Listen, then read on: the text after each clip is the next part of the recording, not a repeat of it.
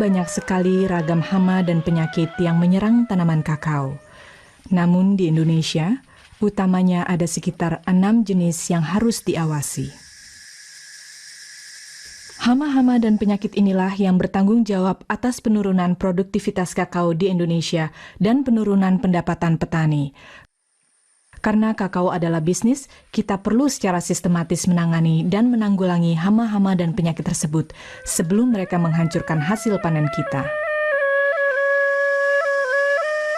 Salah satu hama yang sangat merusak kakao di Indonesia adalah PBK, penggerek buah kakao. PBK menyebabkan biji-biji kakao berdempetan dan juga mengurangi kadar lemak.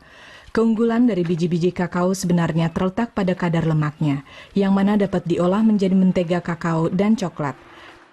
Namun, kadar lemak dari biji-biji kakao yang berasal dari Sulawesi telah mengalami penurunan sebesar 4-5% akibat dari PBK, jumlah yang sangat drastis bagi para pembeli biji kakao. Siklus hidup PBK dimulai dari telur yang berubah menjadi larva, kemudian pupa dan menjadi imago yang akan berkembang biak dan memulai siklus hidup lagi. Satu ekor imago PBK bisa menghasilkan 100-200 telur selama masa hidupnya yang pendek, sekitar 5-7 hari. Telur-telur ini biasanya disebar oleh imago dewasa di permukaan buah-buah kakao yang berusia 3-4 bulan. Dalam waktu kurang dari seminggu, keluarlah larva-larva PBK yang lantas menggerek masuk ke dalam buah kakao. Larva tersebut tumbuh dewasa di dalam buah, melahap plasenta dan daging buah yang membungkus biji kakao.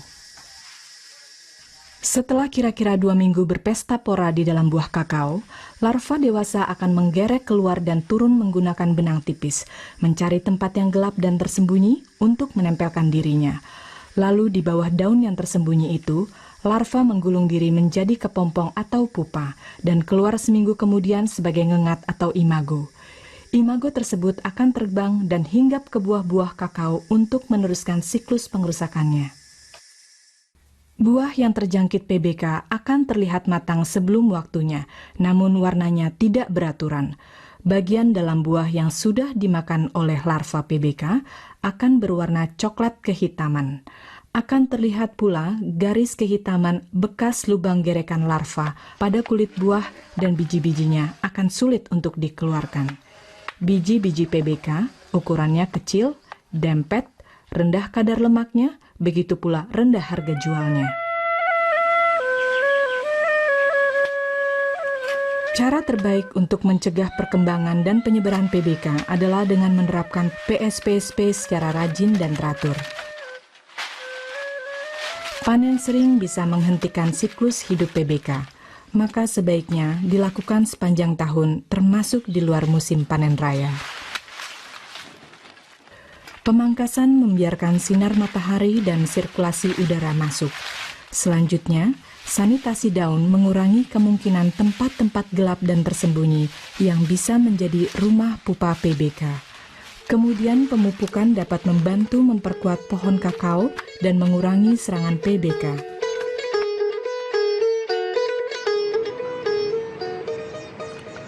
Salah satu metode pengendalian hama penggerek buah kakao atau PBK dan helopeltis adalah dengan metode kondomisasi, selain daripada metode PSPSP. Tetapi kita harus tahu bahwa kita harus menggunakan metode PSPSP sebelum kita melakukan kondomisasi. Kemudian alat dan bahan yang digunakan untuk kegiatan kondomisasi adalah ini pipa paralon, atau bisa juga menggunakan bambu ya, semacam ini. Yang jelas kita sesuaikan dengan kondisi besarnya buah yang akan kita sarungi nanti. Kemudian selain itu ada namanya menjolok nanti di sekitar sini. Kemudian ada karet gelang ini yang tidak mudah putus. Kemudian plastik. Diperkirakan bahwa akan sama panjangnya nanti buah yang akan kita kondom. Cara pasangnya adalah ini bisa kita perhatikan. Kemudian kita pasang plastiknya. Kemudian kita ambil karet. Nah, setelah itu ini terlihat jelas cara pasangnya. Baru kita tarik ke belakang ini. Ini kita tarik lagi. Jadi kita akan perhitungkan bahwa buah-buah yang akan kita kondom itu banyak, maka kita juga bisa pasangi sampai keseluruhan pipa ini. Kemudian setelah sudah terpasang begini, maka kita melangkah kepada bagaimana cara menggunakan alat ini. Nah, kita harus tahu bahwa buah-buah yang akan kita kondom atau sterilisasi adalah kita melihat buah-buah yang sudah berukuran 2 bulan ke atas atau sampai kepada sebelum 3 bulan, dengan harapan agar imago PBK itu tidak meletakkan telurnya pada alur-alur buah ini. Caranya begini, yaitu kita masukkan pipa ini ke dalam buah yang kita akan kondom, kemudian penjolok ini ditusuk, kemudian keluar plastiknya. Nah, begini modelnya. Kemudian kita masukkan lagi ini. Ya, terlihat semacam begini. Ya, kita akan biarkan begitu terus sampai buah masak. Ya. Nah, seharusnya begini juga. Ini juga sebenarnya kita juga bisa menggunakan tangan. Bisa juga kita menggunakan dengan obat bakar nyamuk. Ini mengantisipasi agar ini tidak jatuh, tapi kalau kita sudah bakar ini akan melengket dan ini akan kuat sampai ini buah menjadi besar dan akhirnya masak. Meskipun memakan waktu, tapi cara penyelubungan ini sangat menguntungkan. Waktu terbaik untuk melakukan penyelubungan adalah pada musim kemarau, sebab dikhawatirkan pada musim hujan penyelubungan dapat menyebabkan busuk buah.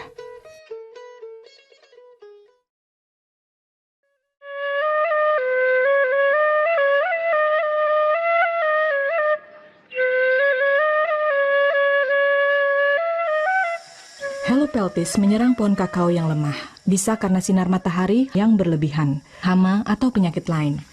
Tidak seperti BBK, Helopeltis menghancurkan buah kakao dari luar. Ngengat ini menyedot air dan nutrisi dari kulit buah kakao dan biasanya mereka lebih tertarik pada buah yang muda. Lalu, meninggalkan bintik-bintik hitam bekas penyedotan air yang dibutuhkan oleh buah untuk berkembang. Helopeltis sangat berbahaya bila menyerang dalam jumlah besar, karena mereka juga akan menyerang tunas dan ujung-ujung daun. Ngengat ini merusak buah kakao dan harus dibasmi sebelum membasmi kita.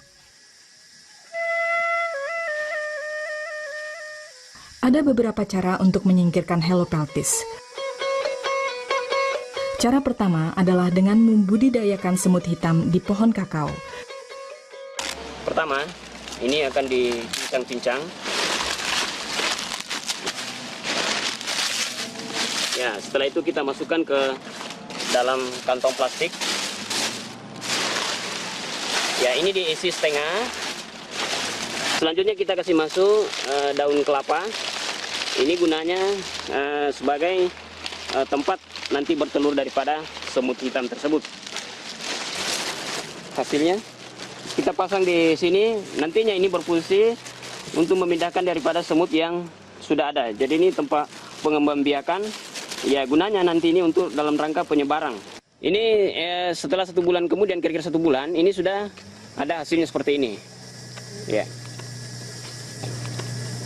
Nah, kemudian inilah yang akan disebarkan di mana kita mau tempatkan di kebun-kebun.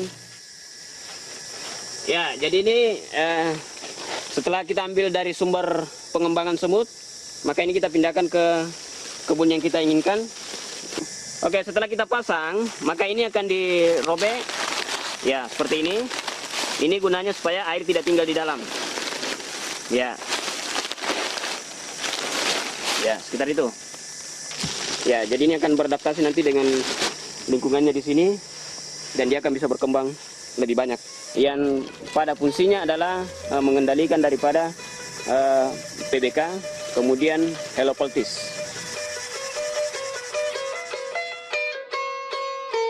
Cara lain adalah dengan penyelubungan buah kakao, seperti halnya cara untuk mencegah PBK.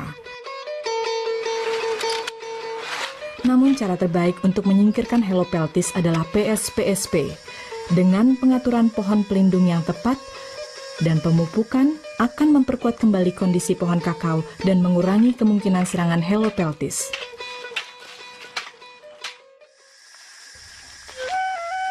Seperti PBK, penggerek batang melakukan perusakan pada pohon kakao saat menjadi larva. Masa hidup penggerek batang dewasa sangat singkat, namun sang betina bisa bertelur hingga 1000 telur per hari. Sang betina meletakkan telur-telurnya secara acak di celah kulit kayu dan hinggap dari pohon ke pohon. Ketika telur menetas, si larva dengan cepat menggerek batang pohon. Mereka hidup sebagai larva selama 2-5 bulan dan terus menggerek makanan dari pusat aliran nutrisi pada pohon kakao. Dampaknya dapat dilihat pada mulut lubang sampai ujung-ujung cabang yang telah kering dan mati. Larva tersebut juga meninggalkan jejak kotoran serangga dan bubut kayu saat menggerek lubang di pohon. Pencegahan awal terhadap penggerek batang adalah dengan cara pemupukan untuk menjaga kesehatan dan kekuatan pohon agar larva sulit melakukan penetrasi. Cabang-cabang yang terlihat sudah diserang oleh